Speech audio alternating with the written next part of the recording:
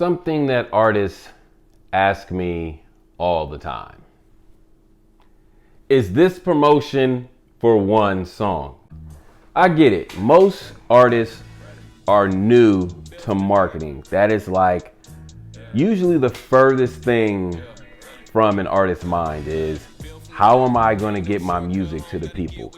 Most of the time, artists are thinking about the creative part of music, right? Writing, picking the beat, going to the studio, making sure the mix is right, making sure the master's right. Totally get that. Totally get that. So I want to answer this question in so many ways because marketing is the most important thing when it comes to your music. And I know a lot of people are going to say, no, it's the quality of the music. Yes, absolutely. The quality of the music is very important. But let's not act like we haven't heard of songs being successful that were recorded in a closet and mixed on a laptop and then given to the world, but the marketing was so dope that it won people over, right? So I'm gonna put it like this. Marketing is where you spend the bulk of your money. There's just no way around it. There's a formula that artists have been using, and this is a lot of the times the reason why their music isn't getting as far as they would like it to. And this is the formula right here. This formula right here. This is the wrong formula. Such the wrong formula. Artists like to spend all their money on their clothes because they gotta look like an artist.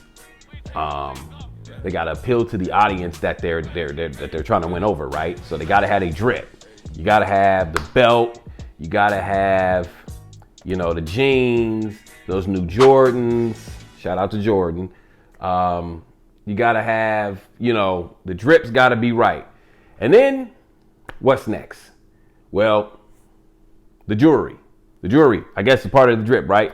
So you got those that got a little bit of money and they go get the starter kit, what I call it, the stones that are not so clear, but hey, you can't tell when the light hit it, it's all the same. And then, the car, they got to ride like an artist, they got to look like they successful, so they rent whatever car, lease whatever car, borrow whatever car, Toro whatever car, shout out to Toro. And they spend all their money trying to keep up with the look of looking like they're having success in the music business or with their music, right? But they're not putting their money into what is actually going to make them successful at all. Some artists put a lot of money into the studio, and I love the studio. I've made that choice before myself. I remember spending $10,000 in the studio. I spent 10 G's, right? So here's what happened. I recorded a whole album. It was 18 songs. Right? And another engineer came into the session and was like, let me hear that mix. And was like, you mind if I do X, Y, and Z? And the mix came out so much better. So I ended up mixing the entire album over again. I went to the biggest or one of the biggest mastering engineers in LA and spent $10,000 in the process. And I remember sitting down with legendary Bay Area rapper. I don't even know why I'm saying Bay Area rapper. Legendary rapper E40.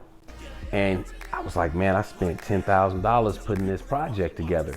And I'm thinking that is going to win him over. Like, yo, you spent 10 G's. I know you're serious about your music. He said, bruh, if you would have gave me 10 G's, you would have been on the streets.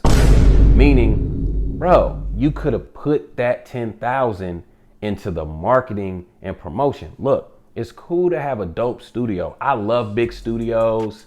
I come from that cloth. I come from that era of big studios. But if you can't afford it, or if all your money's going to be gone after going to the big studio, then go to a cool studio, right? Instead of $200 an hour go to the $50, $60, $75 an hour spot, right? And instead of going and getting that mix that's going to cost you not paying your rent and your car note for a month, get that cool mix. You know what I mean? Like it's okay. Use an online mastering service such as Lander. Shout out to Lander, or Aria. Shout out to Aria, and go that route, because music is still a feeling. But to get back to my original point, is this promotion for one song? How do you promote an album in 2023? How do you promote an album? Think about how people are consuming music, right? For the most part, they're putting on a playlist, pressing play, and jumping in the car and riding. They're jumping in the shower, putting on a playlist, either one that they've made on their own or one that's already there that the algorithm has said that they would enjoy, right? And they just rocking. They with they shorty, you know what I'm saying? Hey, let me put this on, set the mood, whatever. We in the crib, I'm in the shower, I'm driving, I'm in the car, I'm just putting music on and it's just playing. So with that being said, who's listening to 12 to 18 songs from the same artist over and over and over? And unless they are fans of that artist. And I think that's where a lot of artists get confused. It's like, if you don't have a fan base, bump that. If you don't have people rocking to one song, what makes you think that they're going to listen to 12 songs of someone that they don't know back to back to back to back? It's almost like overwhelming for the consumer, right? For the person that's listening, I don't know you, right? This is the first time I'm coming across your music. I'm going to give you a chance. I'm going to listen to that first song. And if that first song is dope, I might go listen to more. I might go down this rabbit hole of trying to find more from you, more of your music, more of your content. And if I'm really, really, really, really blown away, then I'll go to your social media and look for you there and try to figure out who you are, where you're from. But for the average listener, most listeners are passive listeners, right?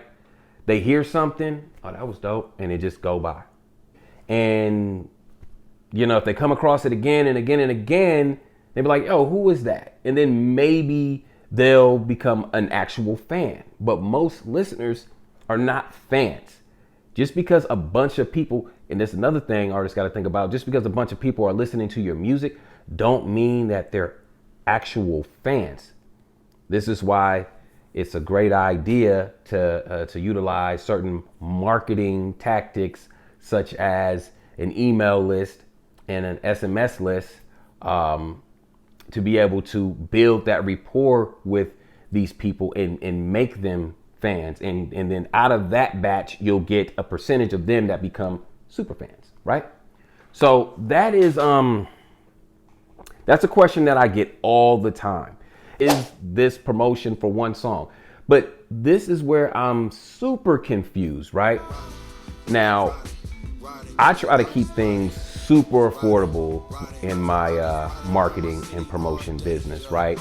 I try to keep things super affordable because I know that there's an artist out there that's super dope that just doesn't have the finances to push the music like they want. So I try to create these different opportunities for artists to be heard, right? And so we keep it very cost effective. But when I look at the cost that this particular artist is inquiring about, like when I look at the cost of the service that this particular artist is inquiring about, I'm going, how do you figure that you could get more than one song out of this budget? That's the disconnect, as well as artists thinking that the marketing is the cheapest thing in music, when it's the most expensive thing. It's the most expensive part. It's the most expensive part. Like, you should be spending more money on your marketing than anything else.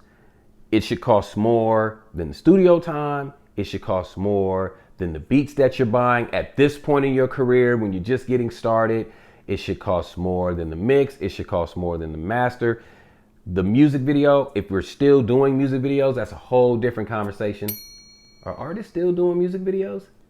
And should they still be doing music videos? We'll talk about that next time. But even if you're still shooting music videos, the music video shouldn't cost more than the marketing of the music video. If you're spending $2,000 on a music video, then you should have triple that to promote the music video.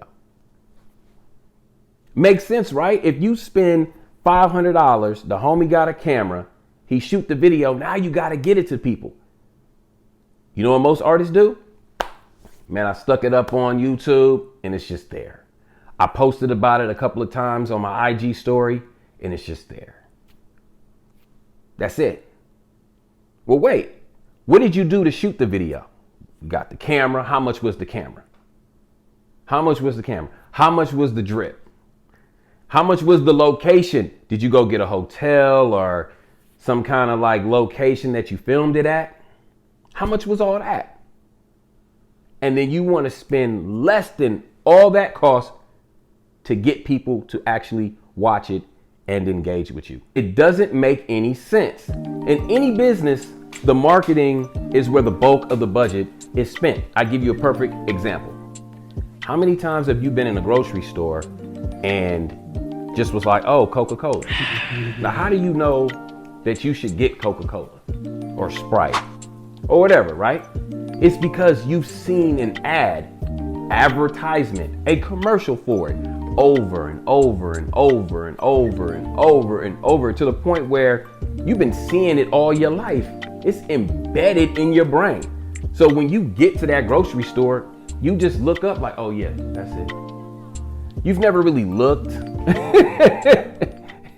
at the back of it to see what's in it, to see if it's good for you, nothing like that. And shout out to Coca-Cola. I'm just saying, you just know that, hey, this is a delicious, soda that people have been drinking since I've been on this planet. And it's because of the marketing. How much is it to run a commercial during the Super Bowl? Millions of dollars, right? Millions of dollars. Why? Because millions and millions and millions of people are watching. So if you get a percentage of those people that are watching to say, next time I'm in the grocery store, I'm going to go get Sprite or Coca-Cola or this or that, then you won. Why are these big corporations willing to spend all this money to advertise their product during the Super Bowl? Because it makes them money. Because they understand power is strength in numbers. They understand the power of advertisement. And that's what you got to do as an artist. That's what you have to do as an artist is understand that you are selling a product. The product being your song. You need to have many commercials advertising your song, whether that's through social media, which a lot of it's going to be through social media, especially if you don't have a budget, because social media is free. So what can you do to create a commercial for free using your phone to advertise your song over and over and over and over and over to the point that other people want to use your song to advertise their products or their brand or whatever they have going on. And that's how your song becomes popular. And that's where you win. That's where you win. Whatever your brand stands for, your music needs to match your brand, right? So if the music is the soundtrack to your brand needs commercials, right? Your brand needs commercials. That's what an ad is. We'll get into that another time, but advertisement. All right. So to answer your question, an artist, in my opinion, should be dropping singles. And if you're going to drop a project, there's a formula that we can use to drop the project right, to build an audience through singles. And then the project comes and there's an audience already there. We'll get into that next time. This has been your guy, Mr. B Heard, right here on the Heard Podcast. What do you hear?